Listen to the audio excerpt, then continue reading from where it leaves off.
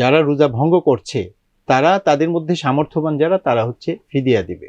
দাউদ আলাইহিস সালামের রোজা, তিনি একদিন রোজা রাখতেন, আরেকদিন ভঙ্গ করতেন। যারা গ্রহণ করবে তারা যাকাত ফিতরা দিতে পারবে না।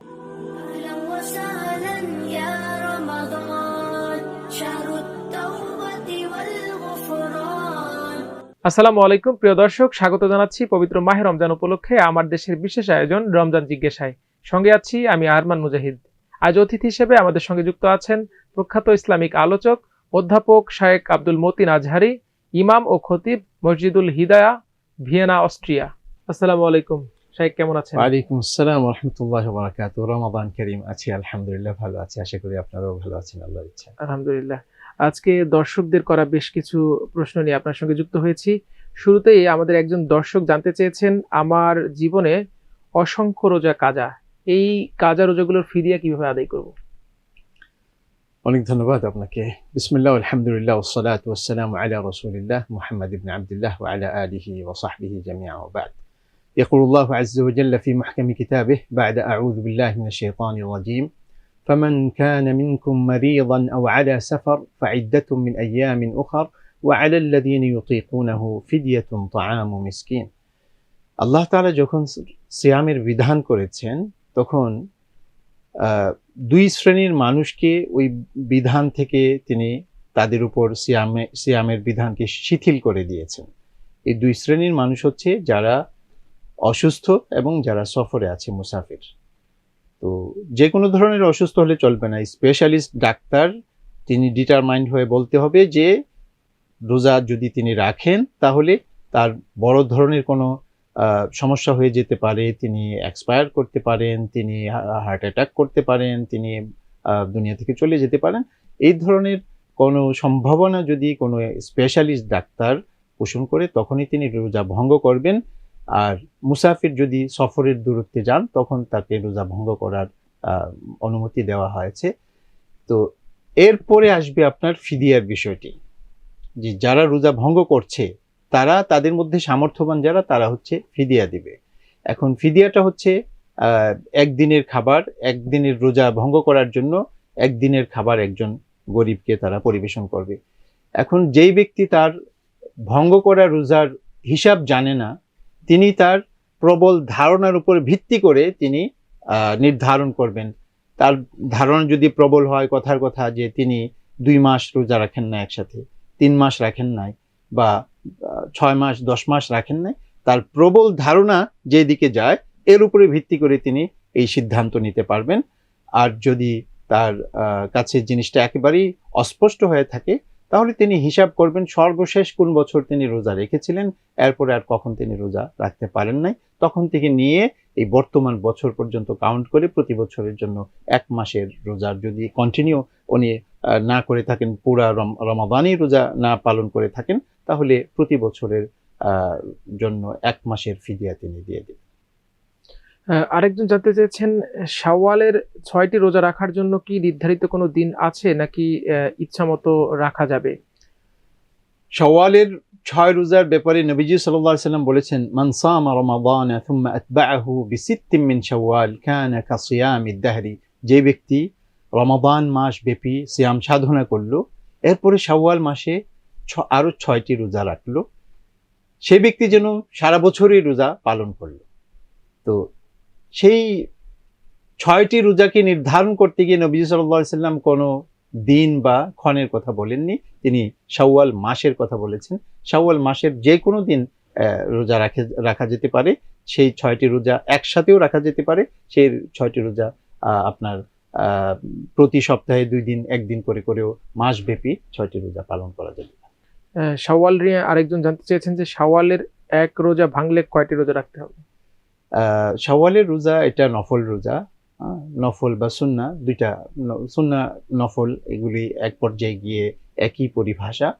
তো নফল রোজা যেহেতু ফরজ রোজা না, এটা একটা রোজা আপনি নিয়ত করে বা রোজা রাখা শুরু করে যদি আপনি ভঙ্গ করে ফেলেন তখন সেটার জন্য একটা রোজাই কাজা হিসাবে পালন করতে হবে। আরেকজন জানতে চেয়েছেন, মান্নতের রোজা আদায় করতে না পারলে করণীয় কি? মান্নতের রোজা যদি কেউ আদায় না করে, 1 নম্বর কথা হচ্ছে এমন কোনো মান্নত করতে যাবে না একজন মানুষ যেই মান্যতটা বাস্তবায়ন করা তার জন্য আহ, আহ, দুঃসাধ্য। তিনি সহজে সেটা বাস্তবায়ন করতে পারবেন না, এমন জিনিস তিনি মান্যত করতে যাবেন না। দ্বিতীয়ত, মান্যত যদি করেই ফেলেন তখন সেটাকে বাস্তবায়ন করতেই হবে। নবী সাল্লাল্লাহু আলাইহি ওয়াসাল্লাম বলেছেন, মান নাযারা আন ইউতিআ আল্লাহ ফালইউতি'হু, যেই ব্যক্তি এই কথার মান্যত করলো যে আমি আল্লাহর কোনো একটা বিধানের আনুগত্য করব, এই কথার মান্যত যদি সে করে ফেলে তাহলে অবশ্যই সে যেন তার মান্যতকে পালন করে পুরা করে। আরেকজন জানতে চেয়েছেন সাওমে দাহর বা সারা বছর রোজা রাখার হুকুম কি? সারা বছর রোজা রাখতে গিয়ে যদি কেহ প্রতিদিন রোজা রাখে, এটা সুন্নাহর খেলাফ, এটা নবীজি সাল্লাল্লাহু আলাইহি ওয়াসাল্লাম পছন্দ করেননি। যেই ব্যক্তি প্রতিদিন রোজা রাখে ফালা সামা, সে আসলে রোজা রাখে নাই ধরা হবে। হ্যাঁ, এটা অতিরিক্ত করেছে, বাড়াবাড়ি করে ফেলেছে। কিন্তু এখানে আহাব্বু সিয়ামি সিয়ামু দাউদ কানা ইয়াসুমু ইয়াওমান ওয়া ইফতিরু ইয়াওমান, যারা সারা বছর রোজা রাখতে চায় তাদের ক্ষেত্রে সবচাইতে পছন্দের রোজা এবং নবীজি সাল্লাল্লাহু আলাইহি ওয়াসাল্লামের কাছেও আল্লাহর কাছেও পছন্দের রোজা হচ্ছে, যদি কেউ সারা বছর রোজা রাখতে চায় তার ক্ষেত্রে পছন্দের রোজা হচ্ছে দাউদ আলাইহিস সালামের রোজা। তিনি একদিন রোজা রাখতেন, আরেকদিন ভঙ্গ করতেন। এভাবে রোজা রাখা যেতে পারে, আর এটা আল্লাহ তাআলার কাছে সমাদৃত হবে এবং এর অনেক ফজিলত আছে। আরেকজন জানতে চেয়েছেন ইতিকাফকারীর দায়িত্ব ও করণীয় কি, তার কি ধরনের ইবাদত করা উচিত? ইতিকাফ যিনি করবেন, ইতিকাফটা আসলে এর বিধান হয়েছে মসজিদে অবস্থানের মাধ্যমে ইতিকাফ পালন করা। নবীজি সাল্লাল্লাহু আলাইহি ওয়াসাল্লাম তিনি অধিকাংশ সময় যখন ইতিকাফ করেছেন তিনি মসজিদেই বসে ইতিকাফ করেছেন। যদি কোনো রমাদান মাসে তার কোনো অভিযান না থাকতো, কোনো যুদ্ধ বা এই ধরনের কোনো ডেলিগেশন পাঠানো, এটা যদি তার দায়িত্বে না থাকতো তখন তিনি অবশ্যই তিনি ইতিকাফ করতেন। আর ইতিকাফটা হবে মসজিদের মধ্যে। মসজিদে যখন কেউ অবস্থান করে তখন মসজিদের মধ্যে আমরা যত ধরনের ইবাদত করে থাকি, আমাদের 5 ওয়াক্ত সালাত কায়েম করা, তারপরে নফল নামাজ পড়া, সুন্নাহ নামাজ আদায় করা, কোরআন তিলাওয়াত করা, তারপরে তাসবিহাত আদায় করা, ইস্তেগফার করা, তাহাজ্জুদ পড়া, বেশি বেশি করে সিজদা করা, সিজদার মধ্যে আল্লাহ তাআলার কাছে দোয়া করা, কান্না করা, তওবা করা, এর মাধ্যমে একজন মানুষ তার ইতিকাফকে সুন্দরভাবে জীবন্ত রাখতে পারে, প্রাণবন্ত করতে পারে এবং আল্লাহ তাআলার কাছে সেটা গ্রহণযোগ্য করে তুলতে পারে। ইতিকাফ নিয়ে আরো একটি প্রশ্ন, সর্বনিম্ন কি পরিমাণ সময় ইতিকাফ করা যায়? ইতিকাফের যে সুন্নাহ মুআক্কাদা যে ইতিকাফটি, সেটি হচ্ছে রমাদানের শেষ দশক মসজিদে অবস্থান করা, মসজিদের পবিত্রতা বজায় রাখা, মসজিদের আদব বজায় রেখে ইতিকাফ করা। সেই শেষ 10 দিন, পুরো শেষ 10 দিন, আপনার 20 রমাদান সন্ধ্যার পর থেকে শুরু করা, শাওয়ালের চাঁদ দেখা পর্যন্ত ইতিকাফ করা। আর একটি নফল ইতিকাফ কেউ যদি একদিন অথবা এক রাত্র করতে চায়, অনেক স্কলারগণ বলেছেন সেটা নফল ইতিকাফ হিসাবে সেটাকে গণনা করা হবে। কোন স্কলারগণ বলেছেন একজন মানুষ 1 ঘন্টার জন্য মসজিদে বসে আমল ইবাদত করতে গিয়ে যদি নিজেকে মুআতাকিফ হিসাবে, ইতিকাফকারী হিসাবে সে নিয়ত করে, এই নিয়তের জন্য তাকে আল্লাহ তাআলা সওয়াব দান করবে। কাছাকাছি আপনি অনেকটা উত্তর দিয়েছেন। আরেকটি প্রশ্ন, সেটি সেই কাছাকাছি প্রশ্ন, সেটি হচ্ছে ইতিকাফ কখন শুরু এবং কখন শেষ করব, এটা আমরা বলে ফেলেছি যে ইতিকাফটা, যে মাসনুন ইতিকাফ যেটি, যা নিয়ে আলোচনা হয় প্রতি বছর বা কোরআনের মধ্যে আলোচনা হয়েছে, আল্লাহ তাআলা বলেছেন ওয়ালা তুবাশিরুহুন্না ওয়া আনতুম আকিফুনা ফিল মাসাজিদ, তোমরা তোমাদের নারীদের সাথে সাক্ষাৎ করো না যখন তোমরা মসজিদের মধ্যে ইতিকাফরত অবস্থায় থাকো। তো যেই ইতিকাফের কথা কোরআনে আলোচিত হয়েছে আর নবী সাল্লাল্লাহু আলাইহি ওয়াসাল্লাম যেটাকে প্র্যাকটিস করে দেখিয়েছেন সেটা হচ্ছে রমাদানের শেষ দশকের ইতিকাফ করা। আর শেষ দশকের ইতিকাফটা শুরু হয় 20 রমাদান সূর্য ডোবার মাধ্যমে, আর এর শেষ হয় হচ্ছে আপনার শাওয়ালের চাঁদ উদিত হওয়ার মাধ্যমে। আরেকটি প্রশ্ন, যে দরিদ্র ব্যক্তি ফিতরা গ্রহণ করবে সেও কি তার নিজের পরিবারের সদস্যদের ফিতরা প্রদান করবে? ফিতরা বা যাকাত গ্রহণ করার মতো যাদের অবস্থা, যাদের অর্থনৈতিক দৈন্যদশা রয়েছে, তারা যাকাত বা ফিতরা গ্রহণ করবে।